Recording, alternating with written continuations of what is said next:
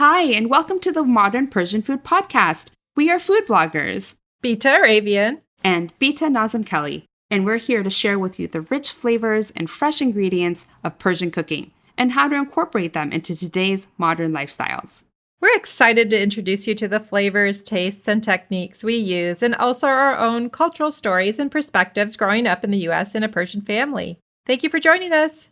Hello, everyone. Welcome to episode number 79. Today, we are having triple beat power. I am joined by our special guest, Chef Beeta Mohajeri, as well as my co-host, Beeta June. Hi. Hi, how are you doing? I'm good. How are you? Welcome to the show, Beeta June. Thank you. How fun that there's 3 Betas here. That is like unheard of. Triple Beeta action. So fun. That's awesome. I'm so honored to have you not only here in my home, but in my life. I was honored to be able to join a special chef's table. We're going to hear all about it. But just a quick background, Chef Beeta is a private chef, and she's recently opened a fabulous space called Micro 904 Events, where she hosts chef's table dinners. And I actually went to a recent one that was Persian food like you've never had before. And she titled the menu Dinner at My Mom's House. And it was a multi-course meal. So let me tell you, I've only had one other such experience. And this was at French Laundry. Yeah, literally like the only other similar experience I've had is eating dinner at the French Laundry. That's a great place. Wow, great compliment. Yes, I mean, it was fabulous. There was paired with wine, and it was just amazing. But let's hear from you. So, Beeta June, we're so happy to have you. Thank you. Thanks for having me. Yeah. Our focus is how to conquer culinary challenges by diving right in. So one of the things that I was so impressed by the other night at dinner was I got the sense that you really take the bull by the horns. And I love your say yes attitude. Beeta June, thank you so much for taking the time to come on the show. We're super excited to have you on. I think that you are a great example of someone who is able to, as Beeta says, grab the bull by the horns and really jump in. And I don't think you were originally trained as a Persian chef, but now you have embraced it and learned, and now you're sharing the great flavors of Persian cuisine with your diners. So what we want to do with this episode is really empower our listeners and motivate them and inspire them to try making Persian food themselves and learn from your experiences and give the people the tools and knowledge that they need to really have the confidence, incorporate Persian food into their weekly meal plans, go to Persian restaurants and experience these foods. And in your event and dining experiences sounds so lovely, and hopefully people in the Southern California area can experience that for themselves. Thank you. Yeah, it's kind of felt like a dream for me also, right? I've been on quite a journey over the last couple years. A lot of it is like experimenting with my own career and living kind of outside of the box of what I was told I was supposed to do. I think as any Persian kid, you're supposed to be either a doctor or a lawyer or an engineer or maybe a pharmacist at most. You can maybe be a dentist, right? But those are your on options. A good day. Yeah. On a good day, exactly. So I actually finished all of my schooling, studied biology, went to the University of Washington, graduated, did pre-dental, took the DAT exam, applied for dental school, and I was 25 years old at the time. And then had this aha moment of I was like, this is not what I want to do with my life. So went to culinary school instead. Of course, had to tell my poor dad, hey, Dad, I'm not going to go to dental school. I'm going to go to culinary school instead. And he lost his damn mind. Oh, no. So it's been kind of difficult from the beginning, I think, to have, I don't want to say family against you, but yeah, right? There's this added pressure of well, what are you going to do with your life? And how are you going to, what's the plan, right? Mm-hmm. So for me to think of myself as just a chef, for example, I want to be a chef and I'm going to cook in a restaurant, it didn't really seem like enough. Mm-hmm. I think along the journey of me cooking, I've had a lot of people be like, oh, well, so which direction do you want to go in? And what's your 5-year plan? Not that I think this is a good way to go about building a business, but it helped me personally, right? Where maybe because I didn't necessarily have a concrete plan was why I got to experiment so many different things in my career. Oh, yeah. For a while I was doing cookies and I was doing meal prep and I was working as a private chef and I was working as a caterer and I was working in restaurants and I was working all the time. mostly what it taught me was what I didn't want out of life, right? I knew that I now didn't want to work in a restaurant. I knew that making cookies, although everybody in the world loved them, was not worth a damn penny. I want you to still be making cookies. I can make you some like as a personal gesture. But wasn't what you wanted to do with your like life's mission. Yeah, I Yeah, gotcha. just making it, you realize what it is. You're an employee for so long, and then you think like, oh, if I become a business owner, I'll have made it. So then you strive to become a business owner and you employ other people. And then you get to that place and you realize like, oh, this is cool, but that isn't really it either. So then you strive for like something bigger, right? So in the last few years, I've had kind of like a fast track, I would say. I'm 33 now. I started when I was 25. So in the last 8 years, 7 years, I have done a fast track of like everything in the culinary world to try and figure out like what was going to work for me, what was going to pick up. Part of it is like what I want to do. The other part of it is like, what does the public want me to do, right? Because my biggest fear with doing these chef's table dinners, back in December, I shut down my entire business. It was very successful. I had a meal prep brand here in Orange County that I had been building for 3 years. I put everything into it. It became bigger than I ever imagined very quickly. Well, it was also probably the right thing at the right time with the pandemic. Totally. Pandemic happened. Me working as a private chef kind of went to sleep. All the catering and boutique events and stuff, that also went to sleep. What took off was the cookies and meal prep. Well, and you have to pivot. This is what, this is what I've gotten from you is you are experiencing these things, but then you are open to the pivot. Right. You have to be open, especially as a business owner, right? What works for the last 5 years doesn't necessarily work for this next year. Sure. So being attached to something is, I think, why most people tank. Thank you so much for sharing that. I think that like really gives perspective. And I think that experiencing life and also like what you do as a career and learning what you don't want in your career in life is actually, in my opinion, more important than learning what you do want. More valuable, I would say. Yeah, definitely. Yeah. So we learned about you originally from a previous guest we had. Dan Audut was on our show. He is a host of Raid the Fridge, which is a show on Food Network. He's a comedian. He's a great guy. He was a guest on a show, and he, at the end of the show, mentioned that one of the contestants on the show was someone by the name of Bita. Yes, that was so funny. He said, do you guys know this other Bita? And we're like, no, there's another Bita in food. And then we couldn't find you. At that point, we were like, we didn't know how to spell your name. And yeah, so I was like scouring Food Network to find you. So then I found you your first Food Network appearance on Supermarket Steaks, which was super fun. And I watched that and it was just really, really interesting for me. Like I just sat there just in awe because I had never really heard the name Bita in that context, like on TV. yes, I was rooting for you. Yeah, and people pronouncing it correctly. So I was like astonished. It was great. And then, obviously we saw you on Raid the Fridge and you won. And that was super exciting. And, it was just like a natural fit for you to come on the show and for you to share some of your experiences with us. So thank you for coming. Yeah, just something about your journey has really resonated with me and with, I think, a lot of people. The down-to-earthness of your journey and shifting and finding now your new home and your new business. And so when I saw that you were doing Persian food, I was like, okay, I gotta go. And I nabbed a ticket. And I just feel so fortunate to be a part of that. I loved the narrative. I would love to hear more about how growing up and being raised in a Persian American family, which sounds like your mom and family, they were very hospitable. How did that influence and shape who you are today? I don't think I even realized the influence until, to be honest, this last year. Like I always thought like, oh, I grew up in a Persian house and oh, I've always watched my parents make Persian food and my aunts are amazing cooks. Never made Persian food before, right? You had never made Persian food before. I had never. Yeah, I'd never cooked it before. And as a private chef, I think the one thing I would say is that as a true private chef, we are mostly trained in technique, not in cuisine. So like, how do you make rice? How do you braise meat? How do you treat vegetables, right? How do you make sauces? Is the core of what you're supposed to be trained in. Other chefs, restaurant chefs, for example, they're mostly trained in cuisine, where they do Italian food really well, right? Or they do Asian food really well. This last year, I was saying earlier, I put my business to sleep.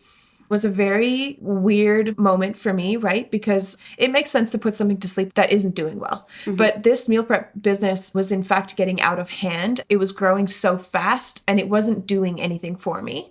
I had just moved into this new space. It's like an industrial loft type unit, and the bottom floor was an event space. So I had all these dreams in my mind of like opening this new space where I could build out these chef's table and really do the food that I wanted to do, something that resonated with me mostly, because doing meal prep all the time was doing nothing for me.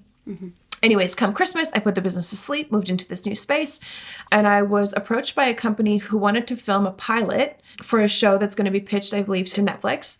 They're doing the show based on minority chefs, and they wanted to know all about their culture and how they were influenced and how hard it was. This whole fake it till you make it thing is a real thing. It really is something that you should run with, because so much of what I've done in my career are things that I've done for the very first time, but nobody needs to know that, right? And as long as you can kind of bank on the fact that this is where I just love this girl. Look, she's just like so brutally honest. She's like this celebrity chef that you probably have like famous people you've cooked for, and you're telling us all that you didn't know how to cook Persian food. Yeah. I mean, a lot of my career has been that way. When I first moved to California, I was working in New Orleans before I was cooking at a restaurant. I was maybe 2.5 years into cooking, but I was always cooking for other people, under other people. I was never doing it under my own brand. Right. When I first moved to California, I put out this ad for, private chef is available for hire, this and that. I was approached by somebody in Palm Springs to do a Coachella event and don't know who the client is. It was kind of like written in a very top secret type of way. Like client is, discreet and high profile celebrity. You can't tell you more information. Yeah. And like, if you can, submit a proposal for this Coachella event that they're doing and a menu and da-da-da-da. And it was like a 3-day event. So I submit this application, and of course my dad's on my back saying like, this is so sketchy, you're going to go out there and you're never going to come home. Like, of course the pessimist, right, is like... Coachella, yeah. And I had never done anything like that before, but here I was like, cool, let me put in this application, wrote a menu, had no idea how to charge for a menu, had no idea how to price it, didn't know really anything about it. In my head, I was like, if I get it, I'll figure it out afterwards. End up getting this gig, going to this Coachella thing, putting on this whole 3-day dinner party, only to find out that the people who I was cooking for was Leonardo DiCaprio, Lenny Kravitz, Kendall Jenner. And literally my knees, like when I got in the house and these people showed up, my knees were like shaking because I was like, yeah, I don't blame you. Holy shit. And I'm sure you nailed it. Yeah, and that's really when I say fake it till you make it. They had no clue that I had never done something like this before, right? But what you have to put forward is the fact that like you know how to do it and you'll figure it out.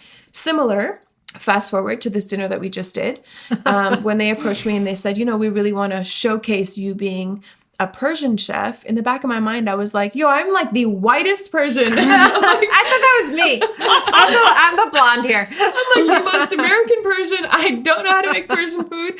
I can understand Farsi, but I certainly can't speak it very well. Oh my gosh, me too. But of course, I was like, sure, sounds great. Let's do an entire episode on me being Persian. And then the homework came in, right? It was like I was doing the studying and I was reading the cookbooks and I was FaceTiming with my mom. God bless my mom. She is an angel. Mom, how do you make tahdig? Mom, how do you make albalu polo? Mom, how do I make certain things? And then you kind of figure it out and put the homework in to kind of create what they're looking for, right? I did the first dinner. Luckily, nobody at that dinner was Persian, so it didn't matter. They had no the first clue. one for TV. The first one I did for TV. That wasn't the one I went to, yeah. And that was a good test run, right? Because I did a lot of things really well, and I did a lot of things not very well, right? That needed improvement. You learned from. Yeah, it was a good learning experience. And there did your tagine stick the first time? It did not. Oh. The tagine was awful the first time. It was slightly better the second time. I would say it was but like so 40% did better. It stick to the... Oh, it stuck. It stuck to the pan. It stuck for to sure. the pan. Yeah. I've got the tips for you on there. For the tagine? Yeah. That's a hard one. Yeah. Yes. To make individual tagine is hard. Yeah. For the tagine cups or the tagine bites or whatever you want to call them, the little mini ones. I recommend a nonstick muffin tin, brand new, if possible. High-powered cannula spray. Costco has Pure and Simple brand. It's got good stream, high stream. Just spray that baby in there all over. Then wipe the top so it's just inside. Then I'll put the rice layer, the saffron rice layer, and then a little slab of butter. And then I'll put the yogurt layer. And it will come out golden crispy. It will not stick. Wow. But you were doing it in ramekins. Yeah, I did it in the muffin tins the first time, and it was awful. Why was it As awful? my mom would say, ifteza. Why was it ifteza? She was so cute. Afterwards, she was like, half of these were after all. Yeah, they were bad. Aw. It stuck. My muffin tin was also not It brand was new, old. so it was like scratched kind of. Yeah. Yeah. I thought that I poured like an ungodly amount of oil in there. Yeah, that right? doesn't do it. It That didn't. doesn't do it. It No, doesn't do it's it. still stuck. The second time I did it in a ramekin, which I did a test run of it the day before. The test run turned out perfect. Ramekin would be hard. It would Ramekin was stick. easy because it's like porcelain, so there is no You're stick the to celebrity chef. Tell me. But Yeah. then when I did it the day of course, when I did the test run, I did just one. And so it really crisped. The edges really stuck to each other, meaning it came out of the ramekin well. Yeah. Yeah. When I did it for the dinner, I did over 20 of them at the same time. And the oven temperature is like dispersed evenly between 20 items, not one. So yeah, it just that's was what's like, hard. That's so hard. I purposely selectively chose the best one to give Bita at the table because I was like, I cannot go down in front of the woman who has like, she was like, your touching was great. And in my head, I was like, of course you thought it was great because you got the one that was perfect. Oh my gosh, I'm gonna cry. There are certain things that I was like, I can't go down like this. The Americans who were sitting at the other end of the table, I'm like, you guys don't know any different anyways. They thought it was great.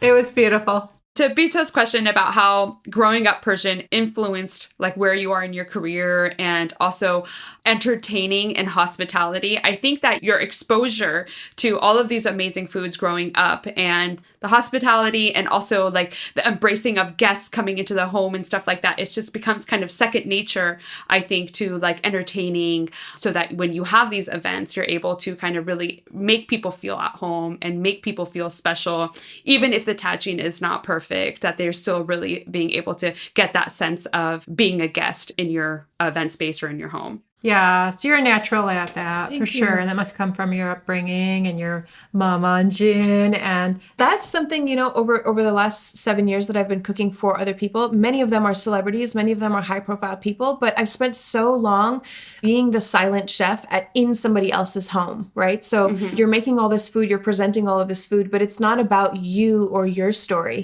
You're just there to provide a service for the client and their guests. Right. So when I got this space, it really was a pivotal moment in my career because I feel like I've done so many things along the way and I haven't posted much of it on Instagram. So a lot of it gets missed. And I wanted a space, when they say chef's table, that's usually the table that's actually inside the kitchen, where the menu that's offered is not offered to the general public. It's specific to the guests of that night by the chef. And it's a chance where you guys can actually get to know the chef on a personal level, get to know their story, their journey, and get to eat the food that they want you to eat, that the chef wants you to eat, versus you going to a restaurant and just choosing from a menu of things that like are options to you. Right. So to have this space now and to be able to invite everybody into my home was a really magical experience, right? It absolutely. feels I like can such imagine. a cool time in my life where I'm like, wow, now I'm selling tickets. I have another dinner coming up, a New Orleans inspired dinner because I, spent 2 years cooking there. But it feels very magical to have a place where I can invite people, whether I know them or not, and have them come and eat the food that I want them to eat and experience, a story and be along for kind of the journey in that way. Yeah. Beautiful. Feels yeah, really it's cool. not just food. It's so much more than just food. Yeah, it's a whole experience. Hearing your stories is a huge part of it. So it's not just Persian food what you're doing. No, it's not just Persian food. I probably won't ever do a Persian dinner again. To be honest, Oh my I gosh. might do one, but now actually, last night I kind of feel defeated by a lot of things. Point is, I guess I've never really made Persian food before. A good example, when I was doing the albalu polo, which is a sour cherry rice, loved it. you can't see in the pot. Right? And so you're trying, as somebody who doesn't know Persian food, you're trying to master the tagine at the bottom. You're trying to make sure that the rice cooks perfectly. You're trying to do all of these things and you can't see what's happening on the inside. And I felt very defeated inside, right? Of like, it was almost as if I lost my senses of like being a real chef, right? Because I'm like, oh, I don't know how to do this. Last night I had some friends over, American friends, and I made bagali polo. Bagali polo, one of my favorites. It's delicious, isn't it? I made some Fava fish. bean herb Oh. rice. Yeah. With fish. I made some fish, and so I made that so instead. nutritious. And it was perfect. And last night, because of course there was no extra added pressure, I was making the rice and I was thinking of it in very simple terms. It's like, okay, you want to fry the potatoes at the bottom and you want to steam the rice in the pot. When you think of like, how do you make a Persian rice dish and perfect tahdig, it's a little intimidating. Right. But when you think of these things just as like how would you make French fries, right? How would you fry potatoes at the bottom of a pot, and how would you steam rice at the same time? When you break things down like that, suddenly Persian food becomes very unintimidating, and it becomes just regular food. Like, I was seasoning the rice, I was adding the seasoning. In my head, I don't think my mom ever salted the rice in layers. She just put the fava beans and the dill, and then she would layer it. But to me, as a chef, right, I'm like, you season in layers. So it was something that like I was doing naturally. Last night when we had dinner, in my head, I was like, oh, I nailed it. Yeah, I'm sure you did. Same with, for example, korma sabzi was something I had never made before. And then I think of how many times I've made curry or stew or, you know, short rib, braised short rib. It's like the same process. You're stewing the meat low and slow. You're frying the herbs so that the flavor comes out. When you just think of it as like a regular dish, it's much easier to tackle. And now it's just all about the spices when it comes down to it, right? Getting the spices right. But you had a funny story at the event about when you asked your mom something about cooking rice. Do you remember when you were like, well, how long do you cook the rice? I said, well, how do I know when it's done? And she said, oh, you'll just know. It's ready when it's ready. You'll know when it's done. And in my head, I was like, what does that mean? They didn't teach me that at But chef it is school. a thing. It's a feeling, right? A lot of cooking is just by feeling. It's like cooking a steak. How do you know a steak is done? Totally. Or when is the steak done? When it's done. Yeah. So you have to kind of like call on intuition and also like your previous experiences as a chef, and even someone with like your background still embracing cooking new foods for the first time. It still is a little bit nerve-wracking, but you know, I guess like practice also really helps in kind of giving some more confidence. Well, Bita June and Bita June and Triple Beat Power. This was so fun. I can't believe we're almost out of time because I feel like we could talk about this forever. You're an inspiration for many. Thank you. Thank you so much for joining us. Embrace those culinary challenges, folks. Thank you so much, Beeta June. You know, I think this is a really great platform to just, you know, inspire our listeners to try cooking Persian food for themselves. And I think that the chef table is a great idea. And I think that that's something that's kind of coming up that we see popping up in different places as private dinners or events where Persian food is really being showcased. So kudos to you and keep up the good work. Keep us posted on all of the fun network stuff that you're doing and new things to come. And we had a fun triple beta action here happening today. Again, we will link to all of your information in our show notes. But really quickly, if you just want to tell us, where can people find you? You can find me on Instagram at chef.mbeats or online at www.beetseats.com, and it's BEETZEATS. All three of us have different spelling. All three of us. Yeah, that's one way to differentiate us. The three of us do have different spellings of our name. Bita Arabian is BITA. Me, Bita Nazem Kelley, is BEATA, and Beeta Mohajeri is BEETA. So thank you everyone for listening. Beeta June, thanks again for being on the show. And until next time. Thanks for having me. Absolutely. Till next time. Bye. Bye-bye. You've been listening to the Modern Persian Food Podcast with Bita and Bita. Thanks for spending time with us. If you've enjoyed what you heard today, consider telling a friend or giving us a good rating. You can subscribe to our show for free on your favorite podcasting app or find us online at modernpersianfood.com or on Instagram for the recipes and information we talked about today. We'd love to hear your thoughts and see you next time.